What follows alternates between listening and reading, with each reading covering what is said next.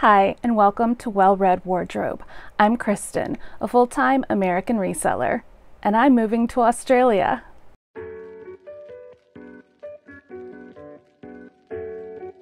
You guys, this is the video I've been waiting to make. If you've been a viewer of mine for any time at all, then you know this is my recording of a journey from Seattle to Sydney, and it's finally happened. After 14 months of waiting in the queue, I'm just waiting in line.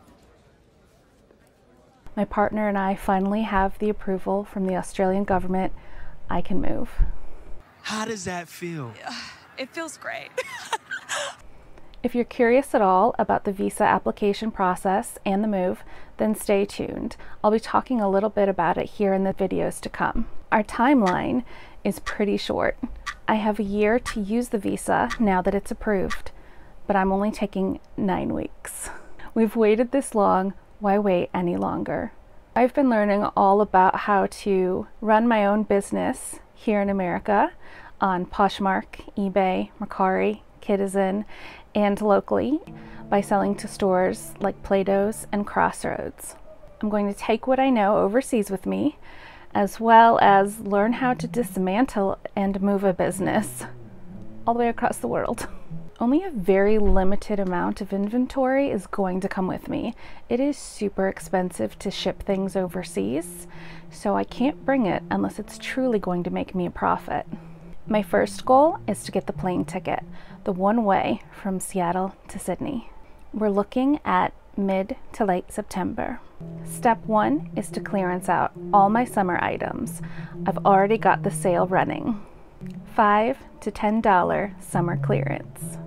Step 2, I'll be going category by category, lowering and relisting items, as well as getting all of my unlisted items finally up. All my project pieces are now being sold as is or redonated. There will be 1, maybe 2 garage sales as well. I can always toss my business stuff in with my personal items that aren't making the trek overseas. I need to close out my business and raise as much money as I can to take with me and pay for all the expenses, as well as spending time with my family and friends in the weeks that I have remaining. Because timing is everything, and time is my most precious commodity of all these days, something I'm doing to save time is text replacement. I already have preloaded messages for all my buyers. I can add notes to bundles easily, both letting them know the store is closing, offers are welcome, and letting them know that anything under $15 is going to cost me $2.95 fees to Poshmark. I can't take a clearance item and accept an offer for $3. Poshmark will take $2.95, and that leaves me a nickel. Look at this photograph. I'm pretty sure my Dymo label maker costs more than a nickel per label. So right now, as I'm running through ideas, I'm just gonna shout them out there, and in the coming weeks, you'll see a lot of vlogging for what I'm doing. We've got Plato's trips happening at least weekly and make between $80 and $100 a week selling to Plato's. Crossroads, I don't make as much money there these days. They are turning down more and more for me. They do not like the vintage polyester pieces I'm bringing. That's fine. More expensive items that may not sell online will go to Crossroads probably at the very end of my stay. Then there's ThredUP. You guys have broken up with them so many times I can't count, but now they have a new VIP program and it's actually working. I'm sending in boxes weekly, and right now they're also accepting summer boxes, and those are processed super fast. My autumn and winter boxes, which I'm sending in under the standard label, are not taking very long at all, less than a month to process and be up for sale. The cost for these boxes is $14.99, which comes out of your profits and isn't taken ahead of time, which is super handy for me because I'm trying to save up as much as possible to get a ticket, not spend to make money later. For any of you tuning in that don't know about ThredUP, it is an American online consignment store, and they take a pretty hefty profit, but they do all the work. Buy your items, clean them, put them in a box, ship them off. They will send you a prepaid label you can print off on your own. You can send a box as large as 30 pounds. I recommend the medium-sized boxes from Lowe's or Home Depot, which will run you about $1.50. You are allowed to up the prices for your items that they accept for sale. However, I no longer do this. I find that letting them sell the items at the price that they set means a faster sale. You can also ask for your items back that they don't accept on consignment. At this point, I'm not doing that. They can take it or leave it. They used to send out an email letting you know exactly what percentage of your items they accepted. That is no longer the case. I've been getting emails saying, hey, your items are up for sale, which is great, but they don't let me know what they were rejected. So if you're that worried, keep a spreadsheet, or like I said, pay to get your items back. For closing down a business, it's unnecessary. I am, you might be surprised to find out, still purchasing things at the bins to sell. Yeah, that's right.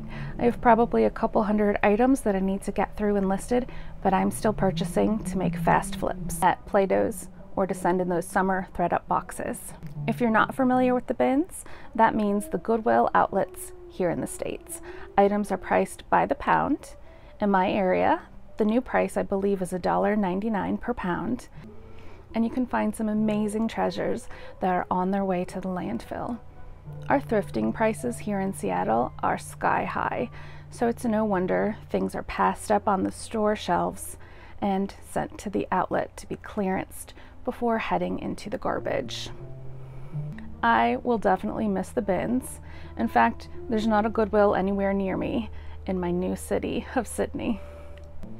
I've been totally relying on other Australian resellers to help me learn what is available now.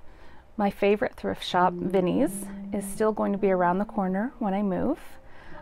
There's a weekend market that I can't wait to return to and see if I can find some items to flip. Maybe sell as well one day, but I feel like it's a better sourcing spot than a selling spot. And my unused Poshmark Australian closet is still there waiting for me. I'm going to transfer eBay, and I believe Depop is over there as well. It is definitely time for me to find out. I'll let you know in a future video. I will be job hunting as well. I'm not really sure which field I'd prefer to go into now. My background is pretty varied, but I do feel like it would be a good idea to have steady employment, have a schedule, meet some people, and just acclimate to life over there a little faster than if I were strictly self-employed. I am still studying up and do plan to be a reseller in some capacity, even if not full-time, and the videos will keep coming. And there's no time like the present to action the steps. So the summer sale is working across all platforms, as well as relisting items at a lower price and just getting fresh eyes. Things are getting ready to get out the door. I am so excited.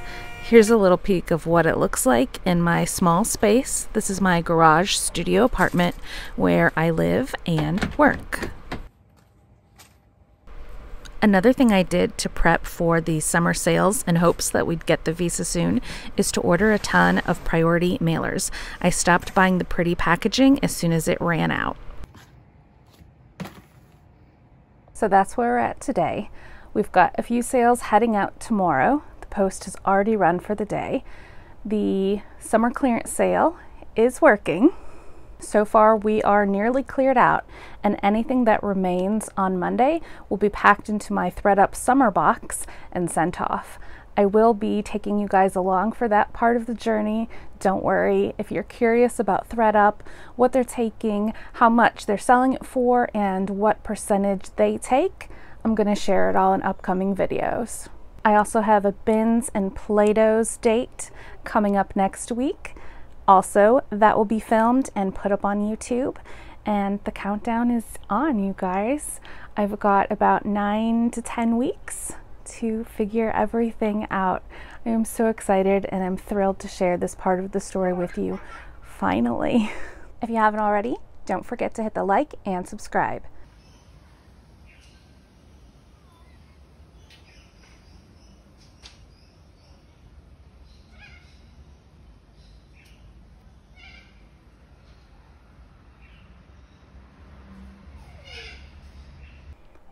I can't believe I made it through this video without crying.